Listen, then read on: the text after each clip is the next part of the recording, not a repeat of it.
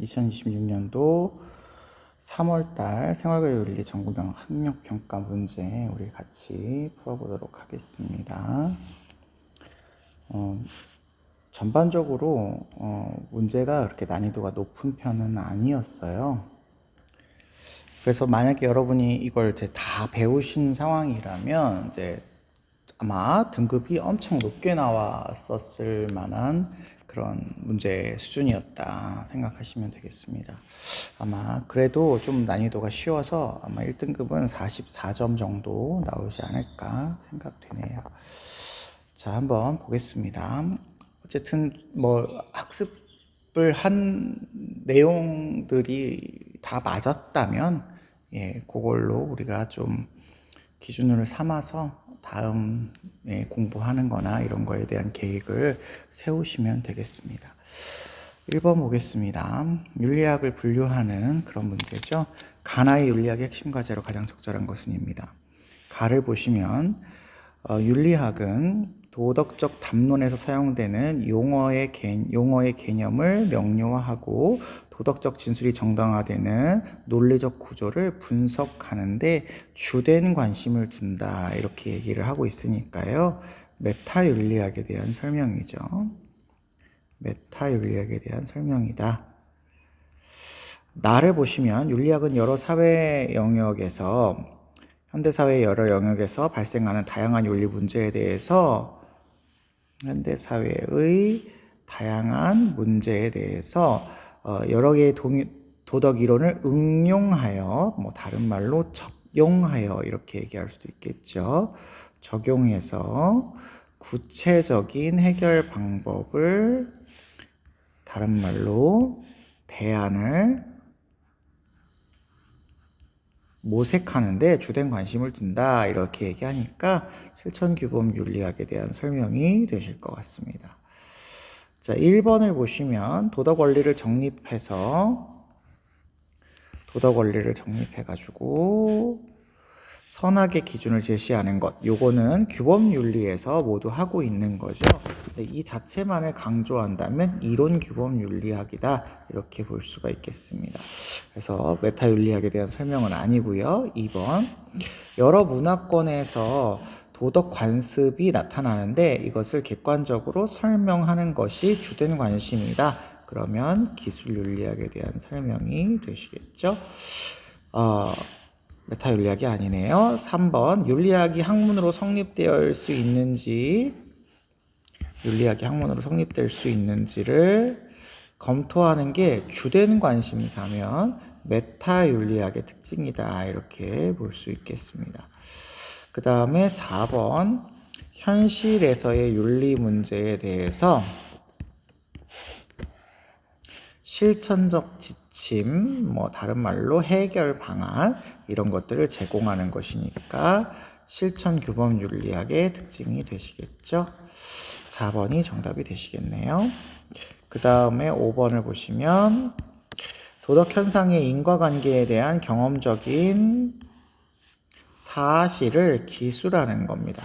경험적인 사실을 어려워하실 수 있는데 제가 수업 시간에 실험하고 관찰하는 것 이렇게 말씀드렸죠. 과학적인 탐구 방법으로 이런 것들이 다 경험적인 사실이라고 보시면 되겠습니다. 이걸 기술하는 거예요. 그래서 기술 윤리학에 대한 설명이기 때문에 둘 다 해당되지 않습니다. 그래서 정답은 4번으로 찾아주시면 되겠네요. 자, 2번 보겠습니다. 이게 오답률이 조금 높은 문제로 출제가 되었는데요. 아마 여러분이 아직 여기까지 진도를 다 나가지 못해서 그럴 거예요. 이게 거의 마지막 단원에 나오는 문제이거든요. 한번 볼게요. 다음을 주장한 사상가의 입장으로 적절한 것은 입니다. 평화연맹이라는 단어가 나오네요. 국가 권력의 획득 목적으로 하지 않습니다. 국가가 권력을 획득하기 위한 목적으로 만드는 아이가 아니에요. 자, 요걸 목적으로 하는 게 이제 현실주의가 있지만 현실주의는 평화연맹을 통해서 세계 평화를 지향하고 있지는 않습니다. 아무튼 근데 국가 권력이 획득이다라는 게 이제 국제 관계에서의 어떤 목적인 것은 현실주의인 거죠. 자, 근데 아무튼 국가가 자유를 지속하고 보호해야 된대요. 개별 국가의 자유를 지속하고 보호하는 역할을 한답니다. 그래서 평화연맹의 이념은 서서히 모든 국가로 확산되어야 되고요. 이런 평화에 대한 이념이 어떤 개별적인 국가로 끝나는 게 아니라 모든 국가로 확산되어서 전체 세계가 평화연맹에 가입해야만 영원한 평화, 다른 말로 영구 평화 이렇게 얘기합니다.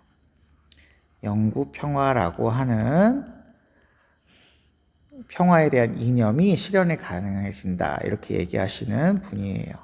이거 칸트 선생님입니다.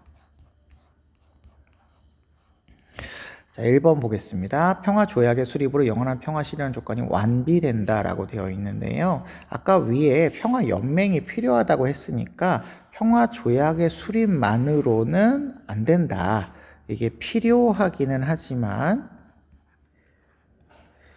완비되어지는 충분한 조건은 아니다. 충분한 조건은 아니다. 이렇게 생각하시면 되겠습니다. 2번 세계시민법 맞습니다. 세계시민법 칸트는 국내법과 국제법, 세계시민법에 의한 통제가 이루어져야 된다고 보죠. 그때 이방인, 외국인이죠.에 대해서 영속적인 체류권을 보장해야 된다는데요. 환대권을 보장을 하긴 합니다. 환대권을 보장을 하는 것은 맞지만 그 이방인이 영구적으로 체류할 권리를 보장하지는 않지요. 요거는 별개의 문제인 거죠. 환대권이 맞다는 표시를 이렇게 할게요. 3번 정치 체제가 개선되면 영원한 평화에 기여하는 방법이 될 수 없다가 아니라 될 수 있어야 되죠. 정치 체제가 공화정 체제로 전환이 되어야 영구 평화가 가능해진다라고 보는 게 칸트 선생님의 입장이기 때문에 기여하는 방법이 될 수 있어야 됩니다. 국제법의 이념은 국제법은 개별 국가의 분립을 결코 허용하지 않는다 되어 있는데 위에서 보면 여기 국가의 자유를 지속하고 보호한다라고 했으니까요. 개별 국가의 본립을 허용한다 이렇게 생각하시면 되겠죠. 5번입니다. 이성이 평화를 의무로 부과하여도 이성이 평화를 의무로 부과합니다. 영구 평화는 이성의 명령이에요. 그렇기 때문에 이 명령으로 인해서 법이 나오는 겁니다. 국내법, 국제법, 세계시민법이 나오는 거죠. 그러니까 우리는 이게 의무로 부과가 되죠. 부과가 됩니다. 국가 간의 계약이 필요합니다. 맞아요. 국가 간의 계약이 있어야 되죠. 그래서 평화 조약이라든지 평화 연맹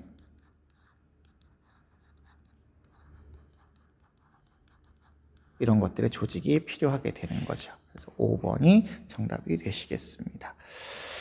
네. 3번 넘어가시겠습니다. 가불사상가의 입장으로 적절한 것이고요. 예술이 나왔습니다. 이것도 오답률이 좀 높은 거였는데요. 이게 작년에 이제 문제가 출제가 되다 보니까 이 사상가가 나온 것 같은데 이 사상가에 너무 연연하지 않았으면 좋겠습니다. 자, 볼게요. 예술은 갑입니다. 쾌락의 수단이 아니라 종교적 자각에서 나오는 감정을 전달하는 것이다 했지만 이것도 결국은 예술 자체가 목적이 아니라 종교적 자각을 위한 수단이다 이런 얘기가 되겠죠.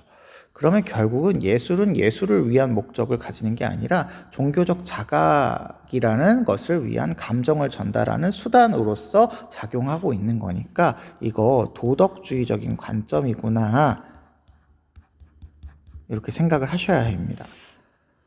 근데 그걸 통해서 사랑의 세계를 건설해요. 예술의 목적이 사랑의 세계를 건설하는 것이다. 이렇게 얘기하는 게 제가 톨스토이라고 말씀을 드리기는 합니다만 여러분 이거 사람을 파악하는 건 그렇게 중요한 건 아니고 이게 도덕주의다라는 걸 파악하는 게 훨씬 더 중요한 내용이라고 생각해 주시면 좋겠습니다. 을은 좀 자주 봤던 걸 거예요. 예술가는 아름다운 것을 창조하는 사람이야. 예술은 예술을 창조하는 사람입니다. 그래서 예술가에게 윤리적인 동정심을 요구하는 거는 용납될 수 없는 잘못된 습관, 버릇이고요. 도덕적인 책도 없고 부도덕한 책도 없어서 이걸 도덕적인 기준으로 예술을 도덕적인 기준으로 판단하지 말아야 된다를 주장을 하고 계시니까 예술을 그냥 예술로서만 평가해라라고 하는 순수한 예술론, 다른 말로 신미주의, 유미주의 사상가가 되겠죠. 물론 사람의 이름은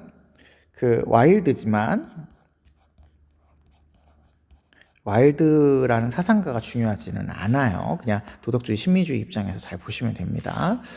자, 기억력. 예술이 다른 가치를 위한 수단이 되는 경우가 없다 돼 있는데요. 왜 아까 있다고 말씀드렸죠. 종교적인 자각에 나오는 감정을 전달하는 수단이 되어야 된다. 이렇게 얘기했습니다. 그다음에 니은 예술을 통해서 인간의 감정의 교류를 경험할 수 있다. 그렇죠. 여기 감정을 전달하는 거니까 전달되는 교류가 일어나고 있어야 되겠죠. 그 다음에 디귿 예술가는 도덕적인 삶을 예술의 소재로 사용할 수 있다. 그렇죠. 도덕적인 삶도 소재로 사용할 수 있고 도덕적이지 않은 삶도 소재로 사용할 수 있어요. 그러니까 이거 마음대로 사용할 수 있기 때문에 다 가능한 거죠. 신미주의잖아요. 자, 그 다음에 리을 예술은 인간의 품성을 함양하기 위한 사명을 지닌다. 그러면 아까 위에 사랑의 세계 건설에 예술의 사명이 있다라고 보시는 톨스토이 입장은 맞을 수 있겠으나 신미주의를 주장하시는 분은 예술은 예술을 위해서 존재하는 것이지 인간의 품성 함양을 해야 된다라고 이렇게 전제하지 말아라 라고 얘기를 해야 되겠죠. 그래서 정답은 3번 니은과 디귿으로 찾아주시면 되시겠습니다. 제가 다시 한번 말씀드리지만 여기 나오는 사상가에 그렇게 여러분 자세하게 공부하실 필요는 우리 교육과정 수준에서는 없다고 생각합니다. 물론 앞에서 배웠던 유교나 뭐 플라톤이나 이런 사람들이 나오시게 되면 우리가 조금 뭐 관련된 앞에 얘기가 나올 수 있겠지만 이렇게 생전 처음 나오시는 톨스토이나 뭐 와일드나 이런 분들의 깊이 있는 내용을 물어보지는 않을 거예요. 그래서 큰 틀에서 도덕주의냐 신미주의냐로 구분하시고 제시문을 바탕으로 문제를 풀어주시면 됩니다. 4번 보겠습니다. 토론의 핵심 쟁점을 고르는 문제입니다. 네, 토론의 핵심 쟁점을 고르는 문제는 항상 제가 말씀드리긴 하는데요. 두 사람이 갑과 을이 한 사람은 찬성하고 한 사람은 반대하는 입장이 되어야 토론의 쟁점이 될 수가 있습니다. 그래서 그런 점들을 좀 잘 찾아서 봐주시면 좋을 것 같아요. 자, 갑 먼저 보겠습니다. 회생 불가능한 환자가 극심한 고통을 겪고 있는 경우 환자의 존엄성 보장을 위해서 본인의 동의를 전제로 안락사를 허용해야 된다. 본인의 동의를 전제로 이렇게 할게요. 동의를 전제로 안락사를 허용해야 된다. 이렇게 얘기하니까 동의한다네요. 뭘 동의하냐는 지금 나와 있지 않지만 뒤에 이제 동의하지 않는 부분이 다만해서 나오네요. 이 부분을 참고하시면 되겠습니다. 다만 회생 불가능한 환자가 의식이 없어 의사 표현을 할 수 없는 상황에서는 보호자나 대리인의 결정으로 안락사를 시행하는 것도 허용해야 된다라 그래서 지금 두 사람이 나누어지는 게 여기 갑은 본인의 동의, 을은 아니다. 본인의 동의가 없어도 보호자나 대리인의 결정도 허용해야 된다. 이렇게 얘기를 하고 있습니다. 그랬더니 갑이 아닙니다. 회생 불가능 환자의 동의가 없는 상황에서 시행된 안락사는 타인의 결정에 의해 생명이 단축되는 것이므로 살인과 같은 행위다라고 해서 이 보호자나 대리인의 결정에 의한 안락사를 허용할 수 없다라고 이야기합니다. 자발적 안락사만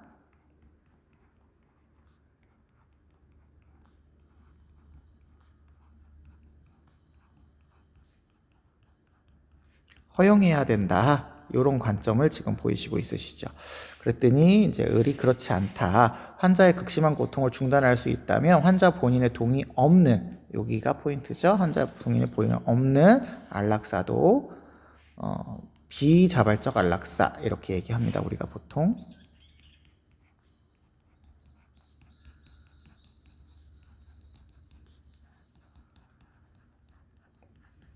환자의 존엄성을 위한 것이므로 살인의 행위가 아니라 동의 없는 안락사를 허용할 수 있다. 이렇게 얘기하고 있습니다. 그러면 결국은 이 두 사람의 포인트는 안락사를 허용하기는 허용하되 환자의 동의만으로 허용해야 되느냐 아니면 가족들의 동의까지 얻어서 하는 경우도 허용할 수 있느냐 여기까지가 되는 거거든요.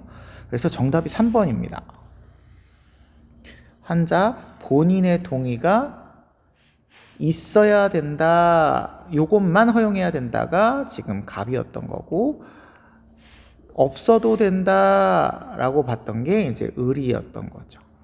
그래서 3번이라고 보시면 되겠습니다. 이걸 검증하는 방법은 1번, 2번, 3번, 4번, 5번을 보시면서 갑과 을이 어떻게 얘기할지를 찾아주시면 돼요. 1번 회생 불가능 환자에 대한 의료진의 생명 단축 행위가 허용될 때가 있느냐라고 보고 있잖아요. 이 말은 결국은 안락사를 허용할 수 있느냐를 물어보는 거잖아요.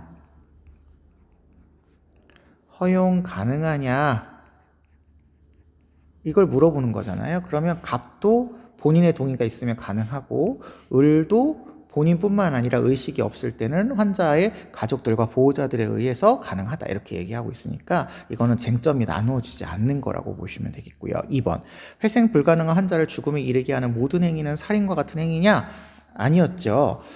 아까 여기 자발적 안락사인 환자의 동의가 있는 경우는 살인행위라고 보지 않는다.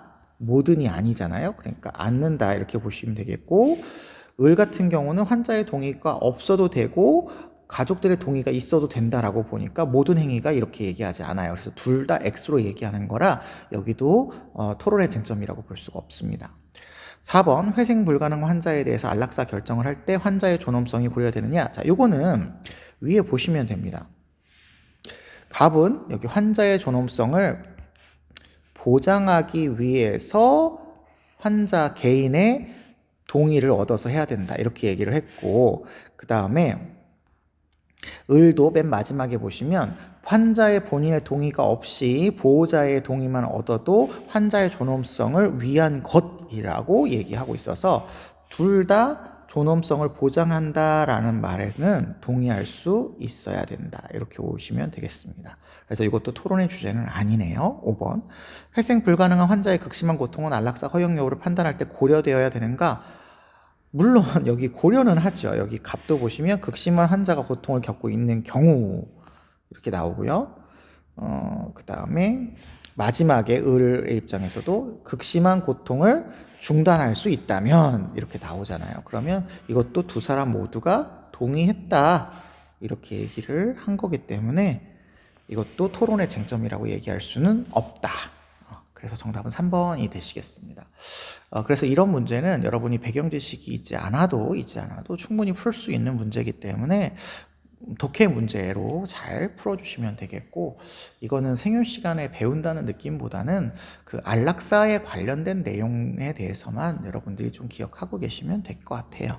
5번 보겠습니다. 갑을 사상가들의 입장으로 적절한 것만을 골라라 인데요. 이게 원래는 전통적으로 어려운 주제여야 되는데 지금 난이도가 그렇게 오답률이 높지 않은 그런 걸로 나왔어요. 네, 한번 보겠습니다. 분배가 정의로운가는 그 분배가 어떻게 이루어져 있느냐, how죠. 그러니까 분배의 결과가 아니라 분배가 이루어지는 과정,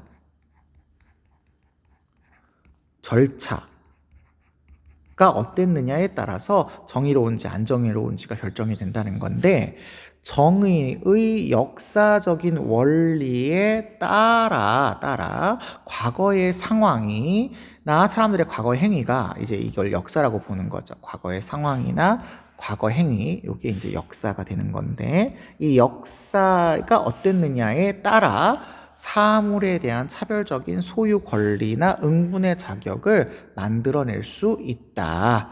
그러니까 역사적인 원리에 따라 분배가 되어야 정의롭다. 이렇게 얘기하시는 분인 거죠. 그래서 이게 노직이 되시면 될 것 같습니다. 그 다음에 을을 보시면 정의관의 바람직한 특징은 그것이 인간 상호 존중을 공적으로 나타내야 된다는 것이다. 자, 여기 인간의 상호 존중을 공적으로 나타내야 바람직한 정의관이다. 이렇게 얘기를 하고 계신 거죠. 그러니까 정의관은 우리 인간이라면 당연히 존중받아야 돼 라는 걸 기준으로 하고 있대요. 보통 우리가 이걸 강조하시는 분이 칸트죠. 그래서 칸트의 사상을 계승했구나 라는 느낌을 받으시면 좋겠고요. 뒤에 보시니까 평등한 자유의 확립, 차등의 원칙 이런 거 얘기하시네요. 그러면 이거 롤스다. 올 수 있겠고, 각자 노력에 대한 공적인 인정을 바탕으로 사람들의 자존감을 높이는 결과를 가져온다라고 돼 있어서 이런 원칙에 따라서 해야만 공적인 그 인간 존중의 인정 그리고 사람들의 자존감을 높이는 결과 다 가져올 수 있다라고 얘기를 하고 계셔요. 그래서 이런 기준에 따라서 분배되어야 된다라는 롤스의 입장인 거죠. 자, 그러면 기억 보겠습니다. 갑이에요. 사회 내 모든 개인의 소유 권리가 정당하다면, 자, 전제가 깔려 있습니다. 정당하다면 이라는 전제가 깔려 있는데, 사회 내의 모든 소유 권리가 정당하다면 이라는 말은 결과적으로 봤을 때 소유의 문제가 없다라는 거예요. 정당하다라는 거예요. 그러면 이 소유의 결과가 정당하다는 건 그 원인, 절차와 방법이 모두 정당했다라는 것을 전제로 하고 있는 거죠. 왜냐하면 노직 선생님은 절차적 정의를 주장하시는 분이거든요. 절차가 정당해야 결과가 정당하다 이렇게 보시는 분이거든요. 그러니까 결과가 정당하면 당연히 절차도 정당했어 라고 생각을 하셔야 됩니다. 그랬을 때 모든 과세는 부당하다 이렇게 있네요. 모든 과세는 부당한 게 아니라 모든 과세가 부당한 게 아니라 과세는 낼 수 있죠. 우리가 나라에 살고 있는 이상은 나라가 우리의 기본적인 자유와 권리를 보장해 주셔야 되기 때문에 과세를 할 수 있습니다만 정당한 소유에 대한 과세를 반대하고 있습니다. 그래서 이거 모든 과세가 부당하다라고 얘기할 수 없다 이렇게 보시면 되겠습니다. 앞에 말은 맞았는데 뒤에가 틀렸네요. 니은 개인이 자유롭게 양도받은 재화의 소유가 정의롭지 못한 경우. 자, 노직의 원리가 취득의 원리가 있고 이전 양도의 원리가 있죠. 그리고 부정의의 교정의 원리가 있죠.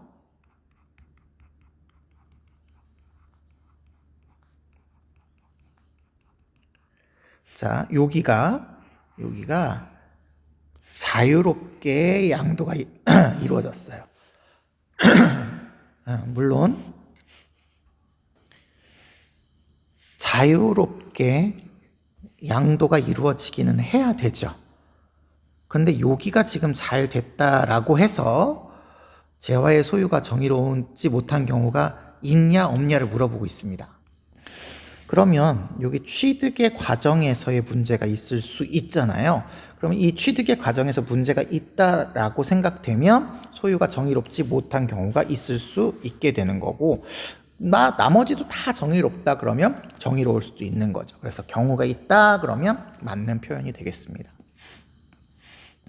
을을 보시면 정의 원칙에 대한 공적인 인정은 정의의 원칙을 공적으로 잘 인정을 하게 되면 아까 위에서도 얘기했지만 인간 상호 존중이 실현되고 사람들의 자존감을 높이는 결과를 가져오게 되죠.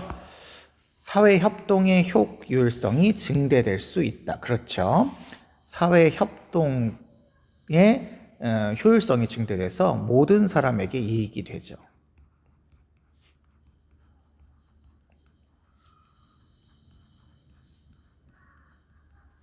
그래서 얘가 맞는 거다 이렇게 오시면 되겠습니다. 그 다음에 리을 어떤 사회적 가치도 모든 사람에게 이익이 된다는 이유로 불평등하게 분배돼서는 안 된다라고 되어 있네요. 모든 사람에게 이익이 된다면 불평등하게 분배될 수 있다가 롤스 선생님의 차등의 원칙이죠. 그러니까 안 된다 했으니까 틀렸네요.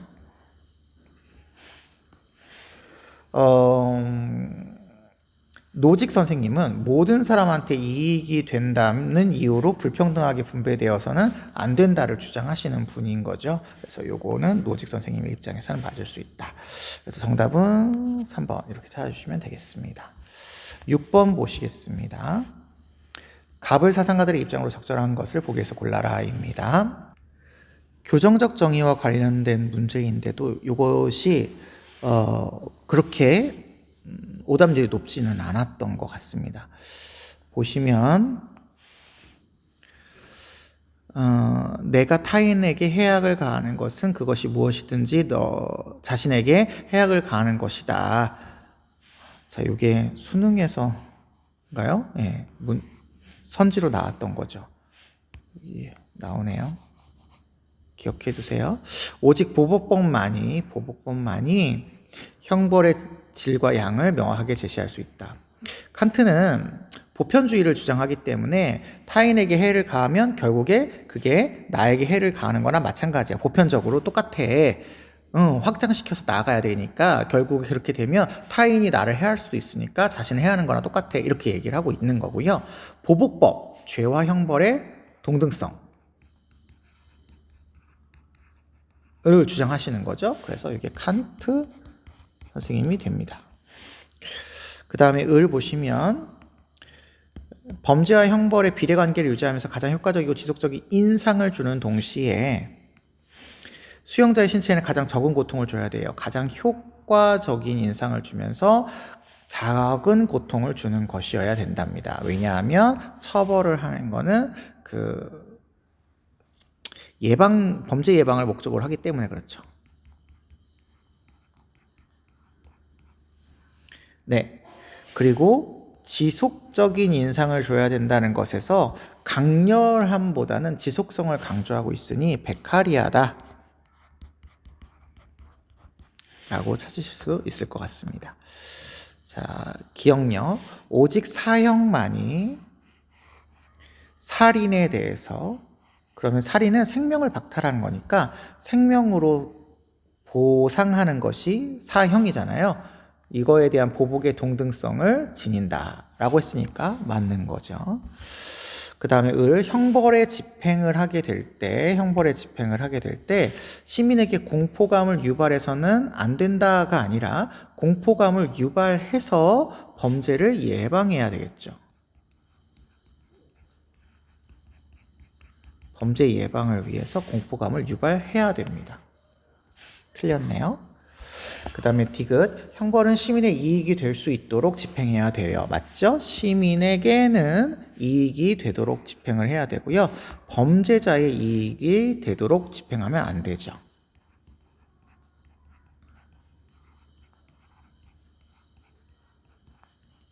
예, 이렇게 오셔야 되겠습니다. 그래서 이거 맞는 거고요. 리을, 형벌의 범죄 억제력은 형벌이 잔혹해질수록 증대된다라고 되어 있는데 일단 예방주의를 주장하시는 분들도 억제력이 너무 크게 되면 여기 신체에 고통을 많이 줄 수 있어서 결국은 손해가 일어날 수 있으니까요.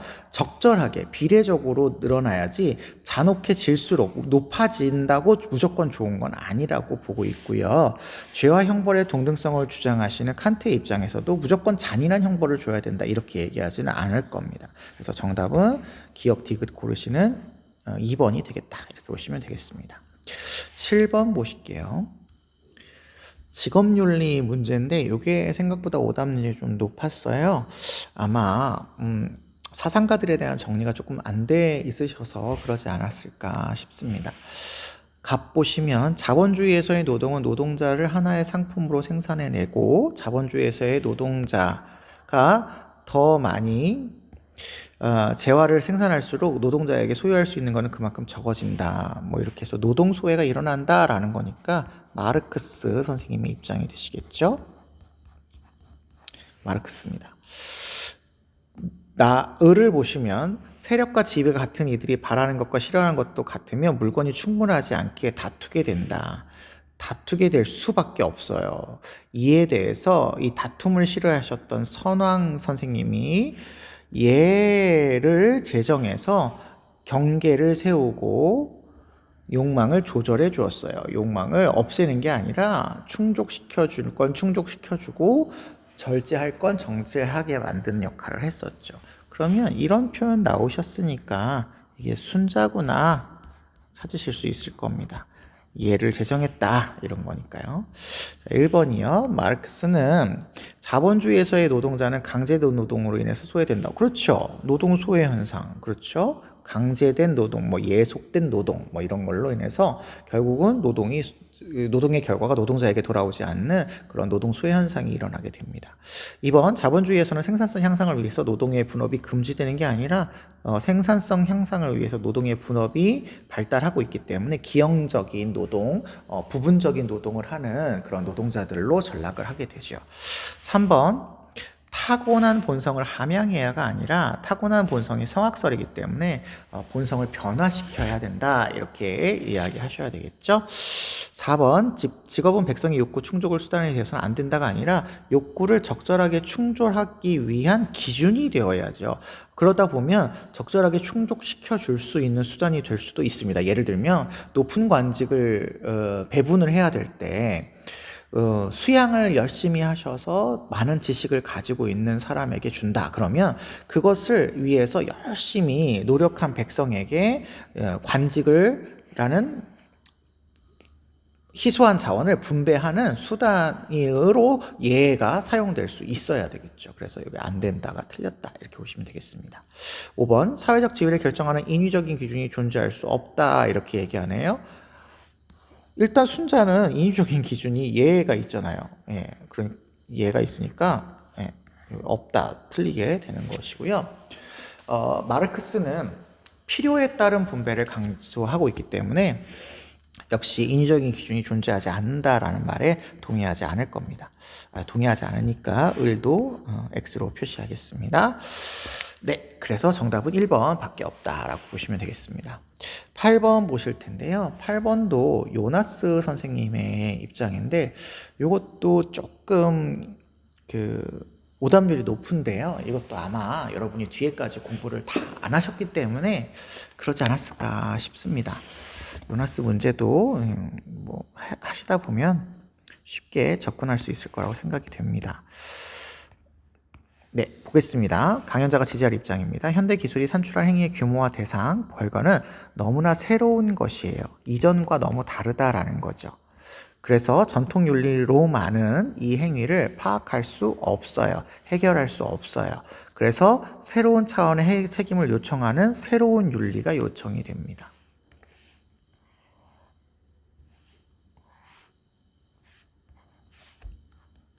제가 이 부분은 우리 맨 처음에 윤리학 구분 나갈 때 실천 규범 윤리 하면서 말씀드리기도 했었어요. 최근 책임의 범위가 생물계의 상태와 인간 종족의 미래 생존까지 확대된 것은 인간 권력의 확장 때문이래요. 인간 권력이 확대되면서 생물계와 인간 종족의 미래까지 미래 생존까지 이제 위협을 하고 있다라는 거죠. 책임의 원칙은 이러한 설정한 목표의 오만함에 대립하여 공포가 명령하는 보다 겸손한 과제를 제시한대요. 공포의 발견술인 거죠. 공포의 상황을 통해서 도덕적인 선함을 우리가 지향해야 된다 이렇게 얘기하고 있는 거죠. 우리는 책임의 원칙으로 인간의 권력의 침입으로부터 인간 세계와 인간 본질의 불가침성을 지켜야 된다. 인류가 계속 생존하도록 해야 된다. 이걸 우리가 책임의 원칙을 적용해야 된다라고 해서 책임윤리를 주장하신 분입니다. 요나스입니다.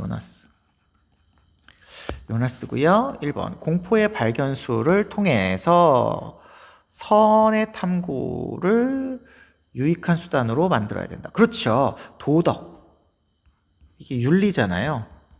윤리의 탐구에서 우리가 좋은 수단이 되기 위해서는 공포의 발견술이라는 수단을 써야 된다. 이런 얘기니까 1번이 맞는 거가 되겠습니다. 2번 새로운 윤리의 목적은 현대 삶의 유지에 국한되어야 된다가 아니라 여기 미래 생존까지 걸려 있잖아요. 그래서 국한 아니고요. 현 세대뿐만 아니라 미래 세대와 여기 위에 또 여기 생물계 있잖아요. 생태계까지. 생태계까지로 이렇게 확장이 되셔야 됩니다. 3번 인간 권력이 클수록 자연 파괴가 일어날 가능성이 낮아진다가 아니라 클수록 확장될수록 문제가 더 커졌다 이렇게 얘기를 하고 있죠. 새로운 윤리는 인간 권력에 대해서 같이 중립이면 그냥 멀찌감치 내버려둬야 되는데 그게 아니라 어떤 책임이라는 명령을 내리셔야 되죠. 같이 개입적이어야 됩니다. 5번 전통 윤리는 인간 행위가 야기한 모든 문제를 해결할 수 있다가 아니라 전통 윤리로만은 해결할 수 없기 때문에 새로운 윤리가 요청이 된다 이렇게 얘기하셔야 되죠. 그래서 정답은 1번 찾아주시면 되겠습니다. 9번 보실게요. 9번은 정보 관련된 문제인데요. 이거는 독해 문제라고 생각하시면 될 것 같습니다. 보실게요. 인공지능 기술로 고인 정보를 학습하여 고인의 정보, 돌아가신 분의 정보를 학습하여 고인의 생전 모습을 재현하는 데드봇이 출현이 현실화되고 있답니다. 데드봇은 유가족에게 위로가 된다는 측면이 있고요. 이게 순기능이라고 보네요. 하지만 그 이면에는 윤리적인 문제가 있습니다. 해결 방안도 마련해야 된답니다. 유가족이 고인의 죽음을 받아들이지 않고 데드봇에게 지나치게 의존하는 것은 참된 애도의 방식이 아니래요. 이에 대한 윤리적인 성찰이 필요하다. 또한 고인의 사전 동의가 그러니까 필요하다는 얘기겠죠. 데드봇에 활용하는 것은 고인의 이칠 권리를 침해하는 것. 사전 동의 없는 건 이칠 권리를 침해하는 것이므로 기술 발전에 맞춰 개인정보, 자기 결정권, 내가 결정해야 된다라는 것을 고인에게도 보장을 해줘야 된다. 인공지능 기술을 통해서 추억을 재현하는 일도 필요할 수 있지만 이러한 기술의 바람직한 활용을 위해서 사회적인 논의가 뒷받침해야 된다. 이런 거네요. 자, 그럼 관련된 걸 고르시면 되겠습니다. 고인에게도 개인정보가 자기결정권, 그렇죠. 개인정보 자기결정권이 존중되어야 된다. 여기 나와 있네요. 보장되어야 한다. 1번 정답이네요. 2번 데드봇은 부작용이 없어 유가족의 슬픔을 치료할 수 있다. 아니죠. 여기 참된 애도의 방식이 될 수 없기 때문에 너무 의존하는 것은 안 된다라는 부작용을 얘기하고 있습니다. 데드봇의 활용은 유가족의 사적 판단에 전적으로 맡겨야 된다가 아니라 해결 방안 이런 것들이 필요하다라고 이야기하고 있고, 그 다음에 바람직한 활용을 위해서 유가족뿐만 아니라 사회적인 논의가 필요하다 이렇게 얘기하고 있으니까 전적으로 맡겨야 된다 이렇게 안 하겠죠. 4번 유가족 추모할 자유를 위해서 고인의 정보가 제약 없이 활용될 수 있어가 되는 거 아니라 여기 사전 동의도 있어야 되고요. 그 다음에 윤리적인 성찰도 있어야 되고요. 이칠 권리를 침해하지 않는지 이런 것도 보셔야 되기 때문에 제약 없이 활용되면 안 되겠죠. 5번 데드봇은 인격체가 아니므로 데드봇 활용에 대해서는 도덕적인 판단을 할 수가 없다가 아니라 데드봇에 대해서 윤리적인 성찰이 필요하다라고 보고 있기 때문에 잘못된 설명입니다. 정답은 1번이라고 찾아주시면 되겠습니다. 10번 볼게요. 가의 갑을 사상의 입장을 나의 그림으로 표현할 때 A에서 C에 해당하는 적절한 주술말을 보기에서 고른 것은입니다. 시민불복종 얘기네요. 시민불복종에 가담함으로써 소수자는 다수자로 하여금 공통된 정의감에 비추어 소수자의 합당한 요구를 인정할 수 있는지에 대해서 숙고하도록 강요한다 이렇게 되어 있습니다. 여러분 이거 제가 수업 때 말씀드리겠지만 시민불복종 행위에 참여하라는 것을 강제하는 게 아니라 시민불복종을 인정하도록 숙고하는 것을 강요하는 겁니다. 그래서 강제는 아니에요. 강제는 아닙니다. 이거 롤스의 글이죠. 롤스의 글입니다. 그에 비해서 을을 보시면 시민불복종은 다수를 강제하는 시도가 아니다. 여기 또 강제하지 말라고 또 나오네요. 아니라 공적인 관심을 촉구하는, 여기도 똑같이 숙고하도록 하는 뭐 이런 의미인데 여기도 촉구하는 같은 맥락이라고 보시면 됩니다. 불복종이 중단하는 악의 크기와 가져올 법과 민주주의에 대한 존중심의 정도를 저울질해봐라. 저울질해봐서 그 결과에 따라서 할 수도 있고 안 할 수도 있다. 이렇게 보시는 싱어의 입장인 거죠. 그래서 롤스와 싱어의 입장을 벤 다이어그램으로 비교한 내용이다. 이렇게 보시면 되겠습니다. 1번 기억. 시민불복종은 불복종 행위의 정당함을 다수에게 강요하는 행위가 아니다. 그렇죠. 두 사람 모두 다 다수에게 이게 이렇게 맞는 거야 라고 강요하는 게 아니라 스스로 생각해 보라고 원하는 거죠. 약간 좀 뭐랄까요. 아까 위에는 강요라고 써있긴 하죠. 한번 생각해보라고 얘기하는 거다. 싱어도 마찬가지로 다수의 관심을 촉구하는, 호소하는 이런 거다. 이렇게 얘기하고 있어서 둘 다 맞는 거라고 보시면 되겠습니다. 그러면 A에 들어갈 수 없죠. 니은 심의불복종에는 그로 인한 불행한 결과를 막기 위해서 제한될 수 있다. 자, 일단은 결과주의인 싱어 선생님 입장에서는 결과를 위해서 시민불복종의 결과로 인해서 시민불복종을 제한할 수 있죠. 내가 시민불복종을 했는데 결과적으로 다수의 어떤 사람들한테 피해를 줬다. 그러면 안 할 수 있습니다. 그래서 싱어 입장에서는 맞는데 이거 롤스 입장도 맞습니다. 그로 인한 불행한 결과가 만약에 사회 체제의 효율성을 혹은 안정성을 저해한다면 이걸 막기 위해서 시민불복종을 제한할 수 있다라고 보고 있어요. 그래서 두 사람 모두의 공통점이라고 찾아주시면 되겠습니다. 디귿, 합법적 절차에 의해서 제정된 법.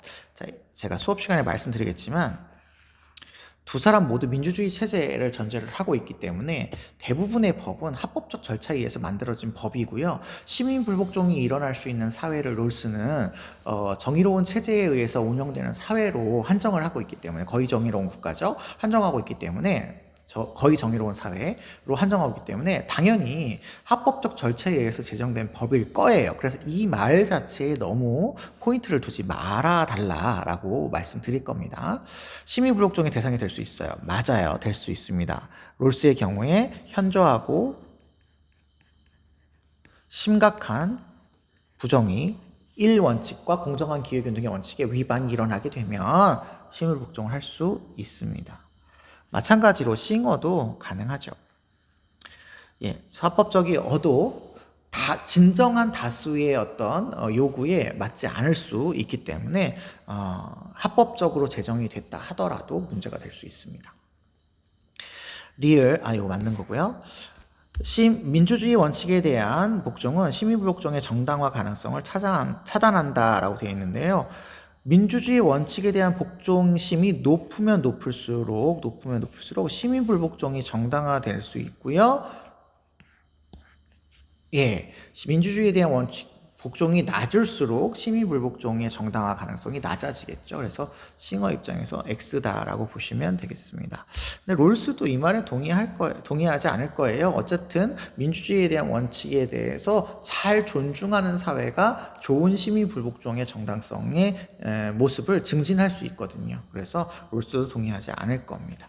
자, 니은 디귿이 정답이다라고 찾아주시면 되겠네요. 자, 11번 넘어가겠습니다. 11번. 이 문제도 오답률이 꽤 높았어요. 아마 이것도 끝까지 우리가 지금 진도를 나가지 않은 상황이기 때문에 그럴 수 있겠다라는 생각입니다만, 그렇게 어려운 식의 문제는 아니라고 생각해 주시면 좋겠습니다. 자, 볼게요. 친애하는 땡땡에게 지난 편지에서 자네가 나에게 성현에 대해서 물어봤어. 성현, 다른 말로 밑에 있는 현현이라고 해도 괜찮죠. 물었어요. 그래서 그에 대한 의견을 얘기하려고 하는데 돌이나 나무와 같은 일상적 대상 속에 있는 원시적인 성현에서부터 예수님의 신의 신성성이 부여되는 높은 수준의 성형에 이르기까지 일관된 같다는 얘기죠. 돌이나 나무에서 드러난 성스러움과 예수님 안에서의 드러나는 성스러움이 일관되게 연속적으로 등장을 한다. 또한 성스러움이 등장하는 형태와 수단은 민족 문명에 따라 다양하죠. 아까 돌, 나무, 예수님 이렇게 다양하게 나타나죠. 하지만 모든 성스러움은 동등해 일관되죠. 동등해요. 가장 보잘것없는 현현과 가장 무시무시한 현현이 동등한 구조를 지니고 있어요. 동등합니다. 받아들이면 민족과 문명에 따라 종교 생활은 본질적인 면에서는 서로 많이 다르지 않을 거야. 이렇게 얘기하시는 겁니다. 그럼 이분은 엘리아데의 주장이고요. 엘리아데의 종교와 관련된 설명을 찾으시면 될 것 같습니다. 엘리아데가 최근 들어서 모의고사나 학력평가 수준에서는 거의 매번 출제가 되고 있는 그런 상황이니까요. 좀 알아두시면 좋겠고요. 지난 수능에서는 엘리아데가 출제가 되지는 않았던 것 같습니다. 1번 성스러움은 현현의 과정에서 본래의 신성성을 상실하는 게 아니라 본래의 신성성을 드러내는 게 성현, 현현이라고 합니다. 그 다음에 2번 성스러운 문명에 따라 서로 다른 본질을 지니는 실체다라고 되어 있는데요.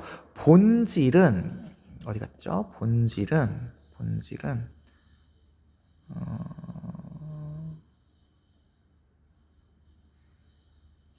여기 있다. 본질적인 면에서는 서로 다르지 않은 성스러움이에요. 그렇지만 문명이나 뭐 전통, 문화에 따라서 서로 다르게 나타나는 형태가 다른 거죠. 그래서 서로 다른 본질을 지니고 있지는 않다. 3번 성스러움이 드러난 자연물 자체가 초월적일 수는 없다 이렇게 되어 있네요. 자연물 자체가 초월적인 건 아니죠. 자연물 자체는 우리 세계 내에 있는 것이고 초월적인 존재는 신이죠. 신입니다. 이게 이퀄은 아니죠. 이퀄은 아닙니다. 그래서 없다 얘기한 게 맞죠. 맞습니다. 그 다음에 4번 초월적 공간이 아닌 세속적 공간. 그렇죠. 아까 나무나 돌멩이가 있는 공간에서 성현이 나타나죠. 예수님도 이 세상에 태어나셨죠. 그러니까 가능하다 이렇게 보셔야 되겠고요. 종교 생활이 민족에 따라 달라요. 그렇죠? 다르게 나타납니다. 성현의 형태가 그래서 다르죠. 그래서 정답은 3번인데요. 엘리아데를 배우시면 금방 하실 수 있을 것 같습니다. 12번 보겠습니다. 다음을 주장한 사상가 입장으로 가장 적절한 것은 이고요. 사람들의 여가는 문화산업이 제공하는 획일적인 생산물로밖에 채워질 수가 없어요. 획일적이랍니다. 문화산업이 제공하는 거예요.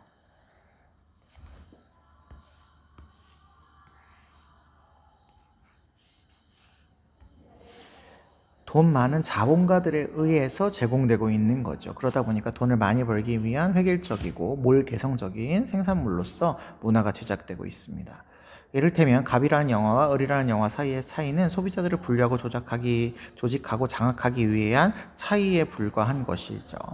소비자는 마치 자발적으로 행동하는 것처럼 보이지만 미리 규정된 자기 유형에 맞추어서 만들어진 대중상품을 선택해서 소비하는 것에 불과하다라는 아도르노의 입장이 되겠습니다. 아도르노도 자주 출제가 되시는 분이니까 잘 봐주세요. 문화산업은 경제적 가치와 무관하기가 아니라 자본가들이 돈을 많이 벌기 위해서 소비자를 도구화하기 하는 모습으로 등장을 하는 거죠. 2번 문화상품 간의 차이는 소비자의 욕구를 규격화, 그렇죠. 이렇게 형식화하게 만드는 그런 기능을 하게 합니다. 분류하고 조직하는 거죠. 네. 그래서 2번이 정답. 3번 소비자는 문화산업이 정당하는 지배 원로기를 해체하는 게 아니라 그것을 수용할 수밖에 없게 만드는 거죠. 문화산업이 정당해. 이런 거 명품 소비하고 있으면 너는 훌륭한 사람이야, 높은 사람이야, 이런 것들을 정당화하는 거죠. 4번 문화산업의 확산은 소비자의 비판적 사고 능력을 신장시키는 게 아니라 일방적으로 수용하게 만들게 되고요. 그래서 자기도 모르는 사이에 막 소비를 하죠. 그리고 5번 문화산업의 확산은 대중문화의 독창성과 다양성을 고양시키는 게 아니라 몰락시켜서 몰개성화, 규격화, 획일화를 초래하게 되는 거죠. 그래서 정답은 2번이라고 보시면 되겠습니다. 13번 보실게요. 다음을 주장한 사상가 입장으로 적절한 것만을 보기 위해서 고른 것은입니다. 사랑의 요소 얘기하시는 분은 우리 배우시는 분 중에서는 에리 프롬밖에 없습니다. 4가지가 나오죠. 존경, 여기 보호, 책임, 그 다음에 지식, 여기까지 4가지가 나오는데 존경이 없다면 사랑은 지배와 소유로 타락할 것이고요. 그러면 지배와 소유는 안 좋은 거죠. 존경하는 것은 상대방을 잘 알지 않고서는 불가능하다. 알아야 되니까 지식이 필요하죠. 이 지식 다른 말로 이해라고 하기도 합니다. 사랑의 또 다른 요소인 보호와 책임 역시 지식에 의해 인도되지 않는다면 사랑이 아니다 라고 해서 보호와 책임도 지식에 연결이 있어야 된다. 지식은 나 자신에 대한 관심을 초월해서 상대방의 관점에서 볼 수 있을 때 가능하다 이렇게 얘기를 하고 있으십니다. 그래서 보호가 이런 상대방의 관점에서 그 상대방의 생명과 성장에 대해서 관심을 갖는 게 보호 이렇게 얘기를 하고 있으시죠. 자, 그럼 기억. 사랑은 상대방을 위한 희생이 필수적이다. 아니에요. 희생이 필수적이라고 얘기하지 않고요. 능동적인 활동은 맞습니다만 반드시 사랑한다면 내가 희생해야 되는 것은 아니죠. 니은 사랑은 상대방의 이해와 존경의 태도로까지는 맞지만 소유하는 것은 아니죠. 아까 소유는 나쁜 거라고 말씀드렸습니다. 상대방의 요청에 대해서 성실하게 응답해야 되는 것, 이게 책임입니다. 책임에 대한 설명이죠. 리을 사랑은 상대방의 성장에 대해서 관심을 갖고 보호하는 것, 이게 보호에 대한 설명이죠. 그래서 정답은 5번. 기본적인 얘기가 나오고 있었습니다. 14번 볼게요. 다음을 주장한 사상가 입장에서 문제 상황 속에 A에게 제시할 조언을 골라라. 선의지는 그것이 생기게 하는 것이나 성취한 것 때문에 어떤 목적을 달성하는 데 쓸모있기 때문이 아니라 오로지 그것을 의욕하는 것 자체로 선한 것이 선의지다. 이런 말을 우리는 칸트가 한다라고 알고 있으십니다. 문제 상황을 보시면 사회관계망 서비스 SNS죠. 에서 수십만 명의 구독자를 가진 A는 절친한 친구로부터 경영 위기에 처한 자신의 회사 제품을 홍보해달라는 부탁을 받았으나 A는 제품의 품질이 좋지 않아 친구의 부탁을 들어야 할지 말할지 고민하고 있답니다. 칸트니까요. 답은 정해져 있을 것 같아요. 부탁 수락과 부탁 거절 중 경향성에 부합하는 것을 선택해라. 경향성에 독립해서 경향성과 별개로 선의지에 따라야 되는 거죠. 2번 부탁한 수락이 보편 가능한 준칙. 준칙은 준칙인데 보편 가능해요? 그러면 정원 명령에 일치하겠죠. 그럼 2번이 정답. 3번 친구에게 인정받지 않건 인정받건 상관없이 무조건 정원 명령에 따라 선의지에 따라 행하면 그게 도덕적인 행위가 되죠. 4번 어떤 결정이 자신에게 더 고상한 쾌락이라는 결과를 고려해서 행위하지 않습니다. 부탁 수락이 이해 당사자에게 이익을 줄 행위인지 이것도 결과를 고려한 행위죠. 그래서 이것도 고려하지 않습니다. 정답은 2번 되겠네요. 15번 보겠습니다. 가의 가불병 사상가들의 입장을 나의 그림으로 탐구하고자 할 때 A에서 D에 들어갈 적절한 질문만을 보기에서 있는 대로 고른 것은 입니다. 자연과 윤리 문제인데 이게 오답률 1위의 문제였어요. 아마도 이제 여러분이 제일 어려운 파트를 어려워했다. 제 생각에는 그렇거든요. 이것도 아마 우리가 진도를 다 못 나갔기 때문인 것 같습니다. 여기까지 다 수업을 하셨으면 이것도 그렇게 어려운 그런 문제는 아니었다고 생각이 될 것 같아요. 갑부터 볼게요. 동물학대는 동물의 고통에 대한 공감력을 무디게 해서 타인에 대한 도덕성을 약화시키기 때문에 인간 자신에 대한 의무를 위반하는 것이다 라고 이야기해요. 그러니까 동물 자체를 괴롭혀서 문제가 되는 건 아니에요. 여기 고통이 일어나고 있어서 문제가 되는 게 아니라 타인에 대한 도덕성을 약화시켜 자신에 대한 의무를 위반하기 때문에 문제라는 거죠. 물론 그 위반은 공감력이 무뎌지기 때문에 발생을 하는 거예요. 때문에 동물학대는 직접 의무의 대상이 아니라 간접 의무의 대상이 된다라는 칸트의 주장이 되는 겁니다.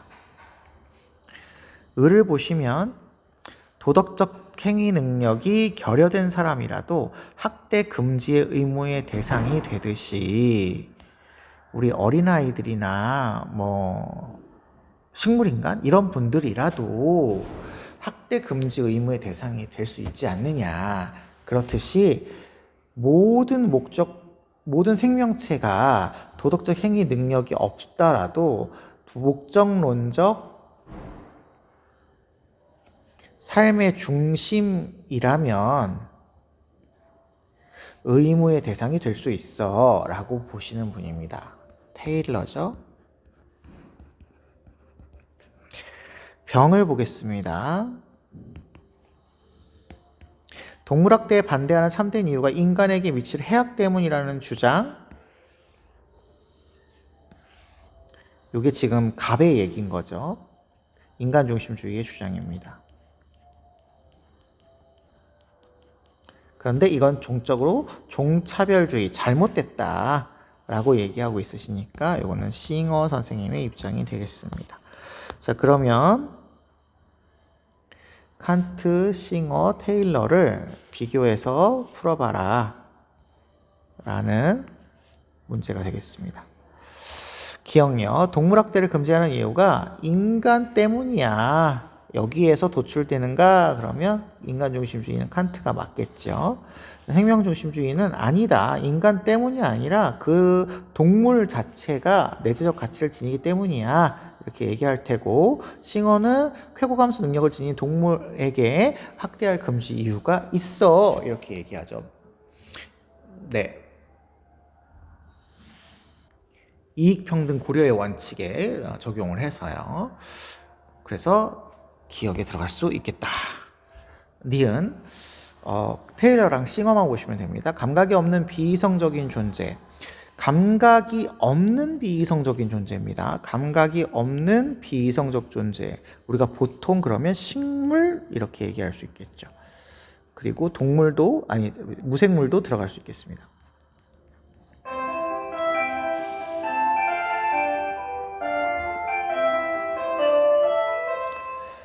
네, 이라도 도덕적 고려의 대상이 될 수 있냐고 물어본다면 테일러는 식물은 될 수 있어 이렇게 얘기하셔야 됩니다.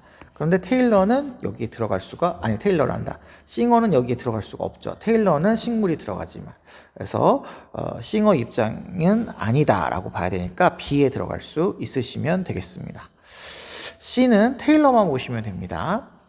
인간이 아닌 생명체에 대한 의무 중 인간이 아닌 다른 생명체에 대한 의무. 그러면 동물이랑 식물에 대한 의무가 되겠죠. 식물을 대상으로 삼지 않은 인간의 의무가 있느냐라고 물어보고 있습니다. 그러면 동물을 대상으로 하는 인간의 의무가 있느냐라고 물어보고 있죠. 물어보고 있습니다. 맞죠? 신의 성실의 의무가 여기 들어가죠. 신의 성실의 의무가 야생동물을 함부로 사냥하지 마라 이런 얘기가 들어가니까요. 들어갑니다. 그러면 디귿도 맞겠고요. 리을 인간과 동물을 다르게 대우하는 것은 그 자체로 종차별주의인가? 자, 요거는 아마 수업 시간에 많이 할 건데요. 다르게 대우하는 것은 가능합니다. 그래서 종차별주의라고 하지 않습니다. 인간이 김치를 먹는다고 해서 사랑하는 동물에게 김치를 먹일 수 있는 건 아니거든요. 그래서 다르게 존중하는 것이 가능하죠. 그래서 이거는 틀렸다. 이렇게 오셔서 정답은 4번으로 찾아주시면 되겠습니다. 16번 보겠습니다. 다음을 주장한 사상가의 입장으로 적절한 것은입니다. 의사소통의 합리성부터 나오네요. 요건 또 우리가 수업해 주시면 아시겠지만 우리 생일 시간에 이거 배우시는 분은 하버마스밖에 없으셔요. 하버마스 선생님이 얼마 전에 돌아가셨는데 하버마스 선생님이 말씀하신 거죠. 발화가 이제 말씀을 하실 때 이해 가능한 말, 수용 가능한지를 보고 합리적인지 안 합리적인지를 결정할 수 있대요. 이해 가능하고 수용 가능하게 만드는 것은 화자의 발화의 타당성을 입증하기 위해서 제시될 수 있는 근거들이랍니다. 타당성을 입증을 하셔야 되는 건데 그 타당성 입증의 근거를 통해서 이거 이해 가능할 수 있고 그럼 이거 합리적이네 이렇게 생각할 수 있다라는 거죠. 의사소통 과정에서 화자는 자신의 목적을 인과적으로 실현해야 될 어떤 것도 의도하지 않습니다. 내가 이렇게 얘기하는 것은 반드시 이렇게 결과를 초래해야 해 라는 것으로 의도해서 얘기하시면 안 된다는 거죠. 충분히 청자로 하여금 자신의 생각을 자율적으로 해서 올바른 방향을 찾을 수 있도록 해야 된다는 겁니다. 강요할 수 없다라는 겁니다. 강요할 수 없다. 청자는 화자가 제기한 타당성 주장에 대해서 합리적인 판단에 따라 자유롭게 동의하거나 거부할 수도 있어요. 예. 이게 이제 하버마스의 담론 윤리가 되겠죠. 1번 이상적 담론 상황에서 발화는 근거가 없을지라도 수용돼야 된다. 할 수 있고 수용할 수 없는지는 그 타당성을 입증하는 근거에 따라서 결정이 되니까 근거가 없으면 안 되죠. 2번 이상적 담론에서 다수결의 원칙으로 타당한 규범에 도달한다 돼 있는데요. 요거는 배우셔야 돼요. 모두의 합의입니다. 모두의 합의를 통해서 타당한 결론에 도달하셔야 되고요. 3번 의사소통의 합리성은 합의 도출의 효율성 증진이 아닙니다. 효율성 증진은 사실은 다수결이 훨씬 더 효율적인데요. 효율성 증진이 아니라 합리성 증진을 위해서라고 보시면 됩니다. 4번 모두가 합리적으로 판단해서 동의한 주장은 재논이 될 수 없다가 아니라 상황이 바뀌면 재논이 될 수도 있습니다. 5번 의사소통 행위의 주체들은 서로 주장을 거부할 수도 있고 여기 거부할 수도 있고 찬성할 수도 있습니다. 5번이 정답이네요.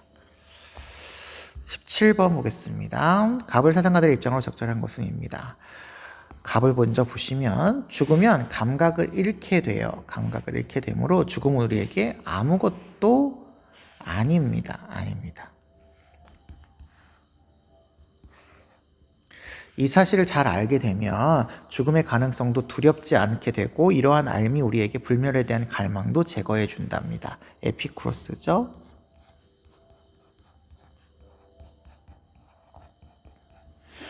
을을 보시면 태어나면 반드시 죽음이 있고 그 과정에서 온갖 괴로움의 무더기가 생겨나는데 이거 한자적으로 표현하면 고통이죠. 그러니까 태어나면 죽는데 이 두 아이의 과정에서 우리의 삶은 고통이 찾아온다 이런 얘기인 거죠. 그 사람들이 중생이고요. 이런 윤회를 하게 되어서 우리는 고통을 받게 되는데 이 진리를 깨닫지 못해서 각자는 계속해서 윤회의 결과에서 내세를 다시 겪게 되는 고통의 순환이 일어나게 되는 거죠. 불교 얘기네요. 자, 1번. 죽음에 대한 두려움은 삶의 유한성을 거부할 때 종식된다가 아니라 이 사실을 깨달을 때 두려워하지 않을 수 있는 거니까 죽음이 우리에게 아무것도 아니다라는 것을 알 때죠. 삶의 유한성을 거부할 때가 아닙니다. 2번. 죽음은 인간을 구성하는 모든 요소 원자이거든요. 인간을 구성하는 요소가 원자인데 원자가 소멸하는 게 아니에요. 영혼과 육체가 소멸하는 것이지 원자는 계속 순환한다 생각하셔야 됩니다. 3번 죽음의 고통은 현세가 아닌 내세에서만 극복할 수 있다. 아닙니다. 현세에서도 극복할 수가 있어요. 그래서 아닌 틀렸고요. 죽음의 고통은 자신의 업에 따라 무한히 반복될 수 있어요. 그렇죠. 깨달음을 얻지 못하면 죽음의 고통이 무한히 반복될 수 있습니다. 5번 죽음에 대한 인식과 무관하게 죽음 자체는 고통이다. 일단 불교에서는 생로병사 자체가 고통이에요. 고통입니다.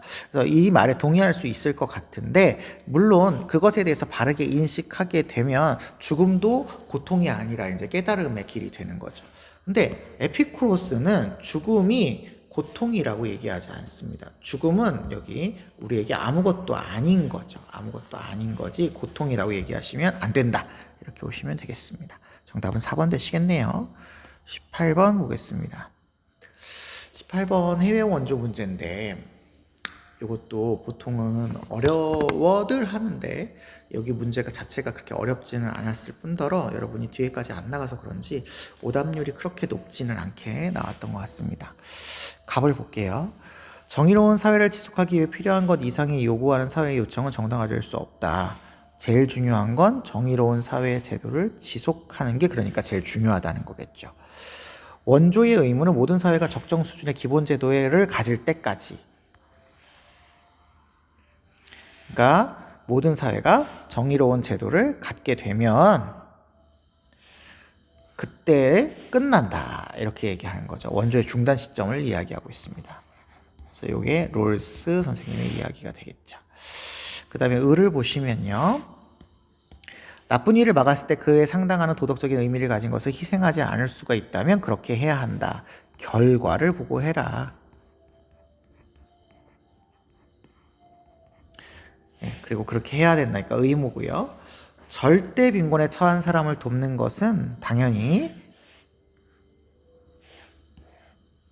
자선이 아니라 마땅히 해야 될 바다라고 해서 결과적으로 좋다라고 보시는 싱어 선생님의 입장이 될 수 있겠죠. 1번, 롤스는 상대적으로 빈곤한 사회가 있어요. 근데 원조의 주체가 될 수 있답니다. 빈곤한 사회가 고통받는 사회라면 원조의 주체가 될 수 있죠.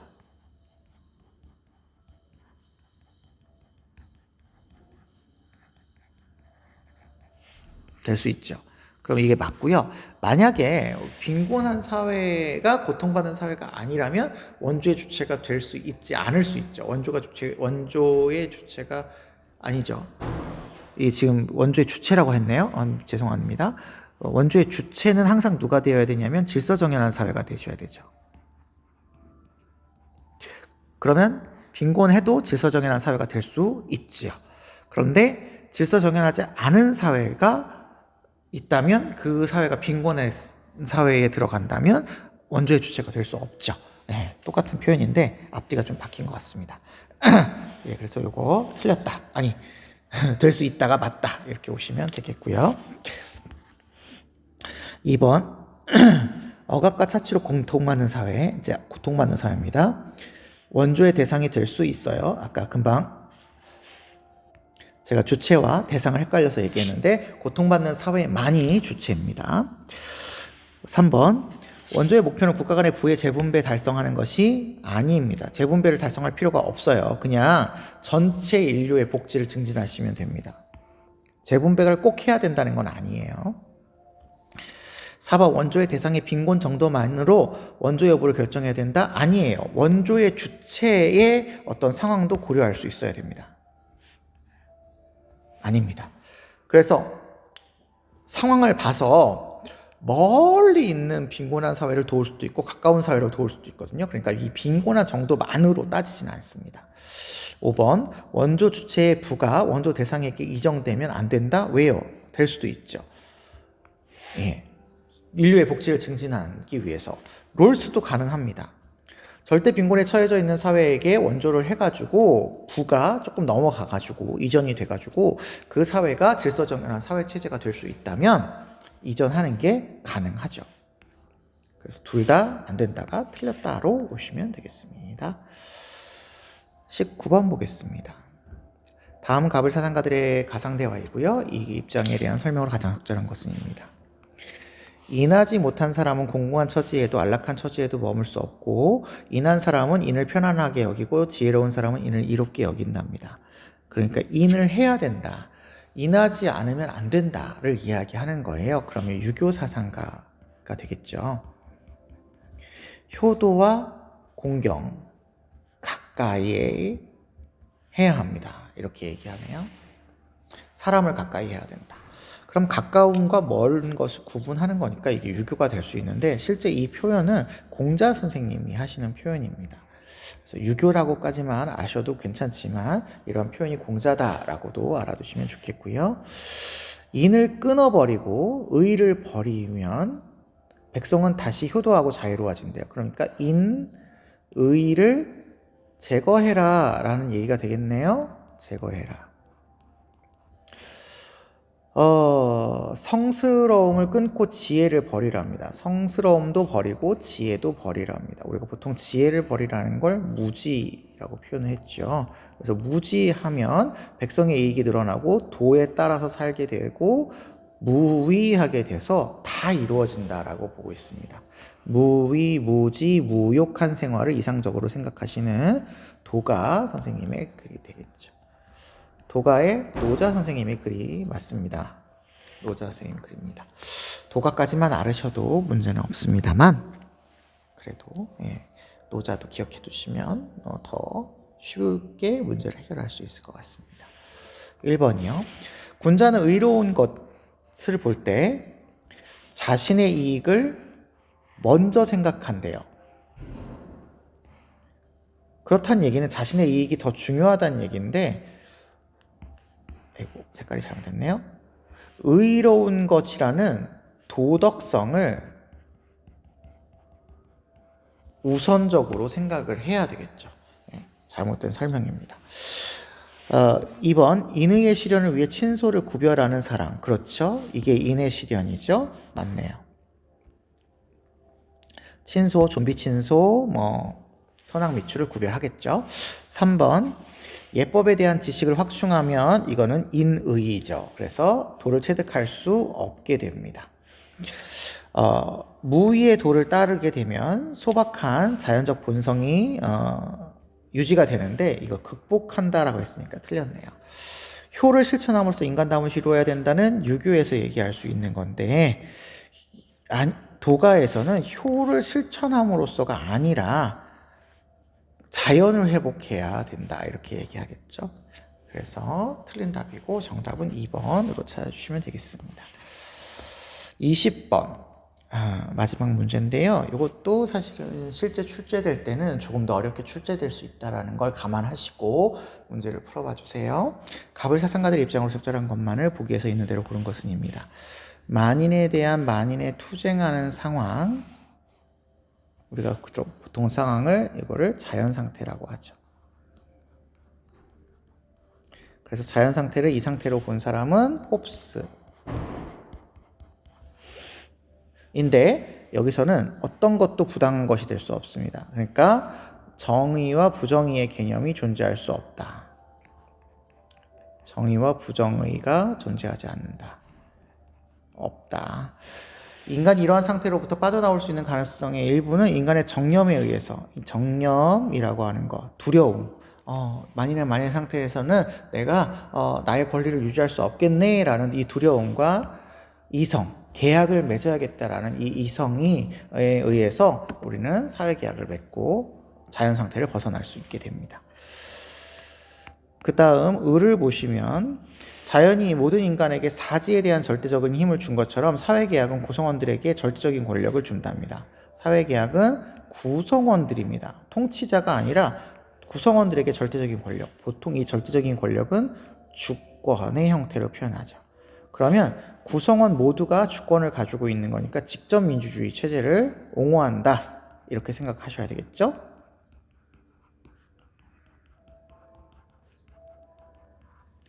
네. 그리고 일반 의지에게 이것을 넘겨서 권력을 주고 이것을 주권이라는 형태로서 우리를 다스리게 만들어라 라고 얘기하고 있으시니까 루소가 되겠습니다. 루소다 찾아주시면 되겠고요. 기억 보실게요. 모두를 위압하는 공통의 권력, 다른 말로 절대 권력. 은 평화 유지를 위해서 필요하다. 그렇죠. 우리가 사회계약을 잘 지키고 전쟁 상태와 같은 자연 상태로 돌아가지 않기 위해서는 주권자에게 절대 권력을 줘야 되겠죠.